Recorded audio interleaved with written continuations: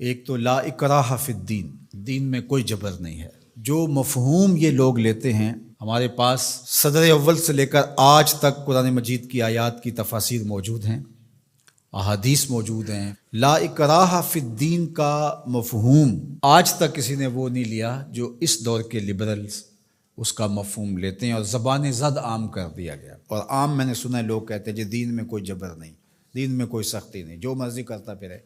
ریاست کی ریٹ موجود ہے، دین کی ریٹ موجود نہیں ہے، یہ کیا بات ہوئی؟ تو یہ بات ذہن میں رکھیں، فطری طور پہ اکراہ نہیں ہے۔ لا اکراہ فی الدین، کسی کو مجبور نہیں کیا جائے گا کہ تو اسلام قبول کر۔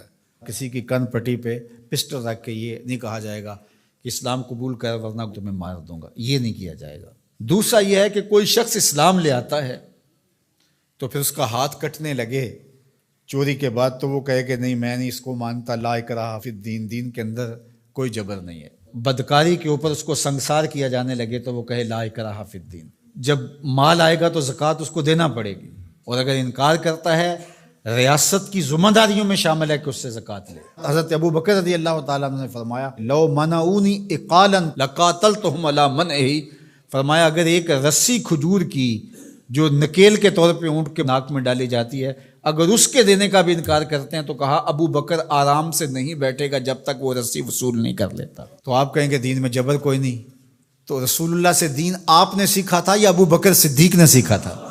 حضور کی صحبت میں بیٹھ کے دین کس نے سیکھا تھا؟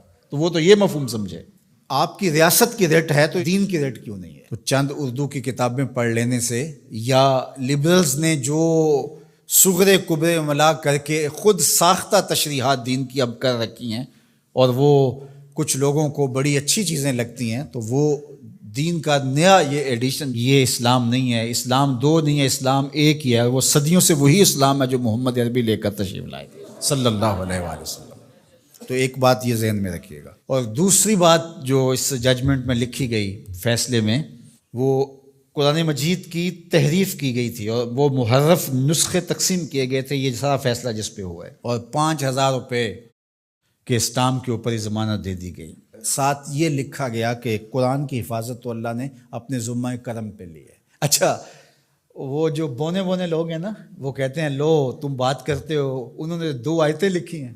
میں نے کہا دونوں لکھی اور دونوں کا مفہوم اپنی مرضی سے قرآن کی تعبیر سے ہٹ کے لکھا۔ آیت لکھی انا نحن نزلنا الذکر و انا لہ لحافظون، اس کو ضمانت دے دی جس نے جو ہے وہ قرآن مجید کا مفہوم بدل کے کتاب چھاپی۔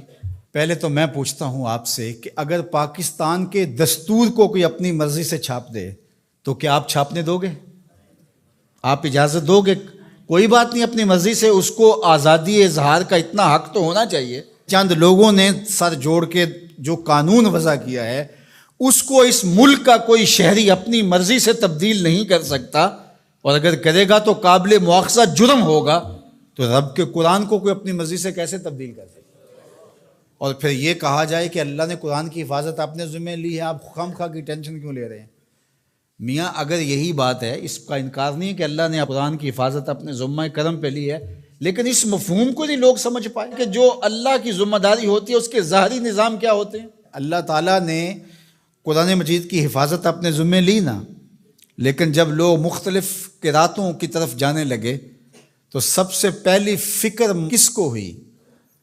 حضرت صدیق اکبر، حضرت عمر، حضرت عثمان غنی رضی اللہ تعالیٰ، انہوں نے قرآن جمع کیا نا۔ تو کیا یہ آیت انہوں نے نہیں پڑھی تھی؟ تو جب لوگوں نے آ کے کہا کہ معاملہ خراب ہوتا جا رہا ہے تو قرآن کو جمع کیا جائے تو یہ بھی آیت پڑھ دیتے، انا نحن نزلنا الذکر و انا لہ لحافظون، اور بات ختم ہو جاتی، اور یہ اتنا کچھ نہ کرتے۔ لیکن وہ جانتے تھے اس نے حفاظت اپنے ذمہ کرم پہ لی ہے اور ڈیوٹیاں ہماری بھی لگائی۔ تو اللہ تعالیٰ جل شانہ کا نظام ہے، اور اس نظام کی ظاہری تنفیذ کے لیے ہوگا کچھ نہیں قرآن مجید کو، لیکن ہمارا امتحان ہے کہ تم نے کیا کیا۔ اور یہ آیت لکھ کر کے ایک اعلیٰ عدالت کے جج کے فہم اور دانش اور ان کی عقل اور ان کے دراک کو داد دینے کو جی چاہتا ہے۔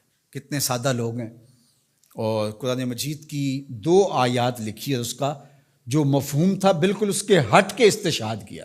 اور ختم نبوت کا مسئلہ کوئی عام مسئلہ نہیں ہے، اس لیے ہمارے ذمہ داران کو سوچنا چاہیے، اس وقت ملک میں جو سیاسی عدم استحکام ہے، معاشی بحرانوں میں ہم دبے ہوئے ہیں، تمہاری عدالتوں پہ پہلے کس کو اعتبار ہے؟ ذرا آ کے مخلوق میں بیٹھ کے ان کی باتیں تو سنو، تمہارے بارے میں یہ سوچتے کیا ہیں؟ اور تم اب مذہبی ایشوز کو چھیڑ رہے ہو، اور پھر شریعت کورٹ موجود ہے، یہ فیصلے ان کو دو تاکہ وہ صحیح طریقے کے ساتھ ان فیصلوں کو نپٹائیں۔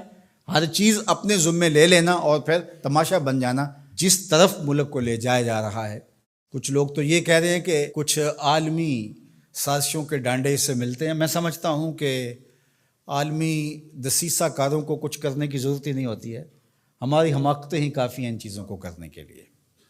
تو اللہ تعالیٰ جل شانہ حفاظت فرمائے اور اس وطن کی خیر فرمائے۔